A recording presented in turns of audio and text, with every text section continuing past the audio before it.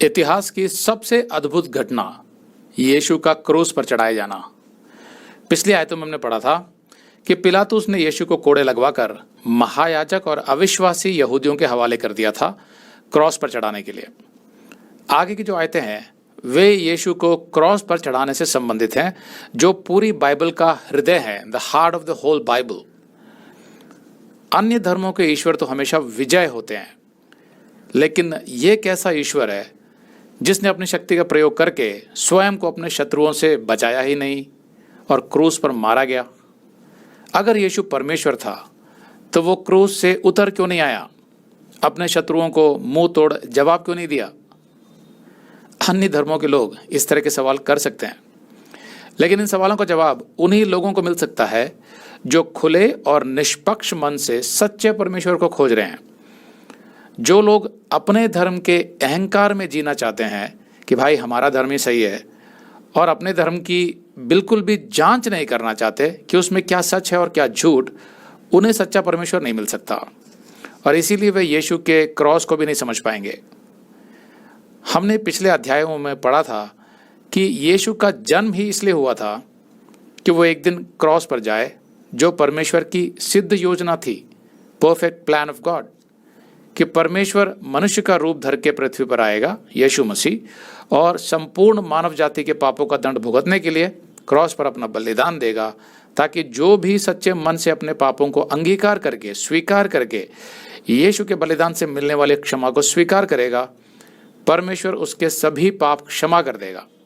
जिसका अर्थ ये भी होगा कि वो मनुष्य फिर केवल यीशु को ही अपना परमेश्वर मानेगा और उसी के वचन के आधार पर अपना जीवन व्यतीत करेगा।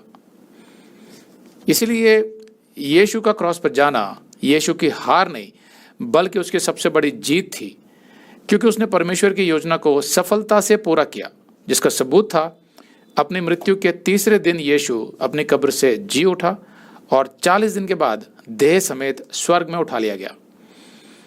क्रॉस पर यीशु का जाना उसकी सबसे बड़ी जीत थी, और वो इसलिए थी कि क्रॉस के माध्यम से ही उसने संपूर्ण मानव जाति के लिए स्वर्ग जाने का मार्ग तैयार किया, जिसको हम उद्धार का मार्ग कहते हैं, द वे ऑफ सैल्वेशन।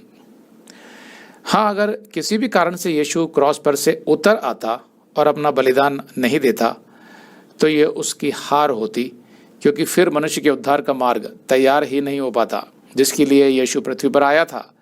तब तो उसका पूरा मिशन ही फेल हो जाता। आज की क्लास में हम पढ़ेंगे कि उस दिन क्रॉस पर क्या क्या हुआ जब यीशु को क्रॉस पर चढ़ाया गया था। तो इस क्लास को अंत तक ध्यान से देखिए। यूहन्ना 19:17। तब वे यीशु को ले गए और यीशु अपना क्रॉस उठाए हुए उस स्थान तक बाहर गया जो खोपड़ी का स्थान कहलाता है, और इब्रानी में गुलगुता। वहां उन्होंने उसे और उसके साथ और 2 मनुष्यों को क्रूस पर चढ़ाया, एक को इधर और एक को उधर, और बीच में यीशु को। क्रॉस पर लटकाकर मृत्युदंड देना रोमियों का तरीका था। मृत्युदंड का यह तरीका निम्नतम प्रकार के अपराधियों के लिए आरक्षित था, रिजर्व था, विशेषकर उन लोगों के लिए जिन्होंने विद्रोह को बढ़ावा दिया था, किसी भी प्रकार के रिबेलियन को। आज हम क्रूस को महिमा और विजय के प्रतीक के रूप में देखते हैं,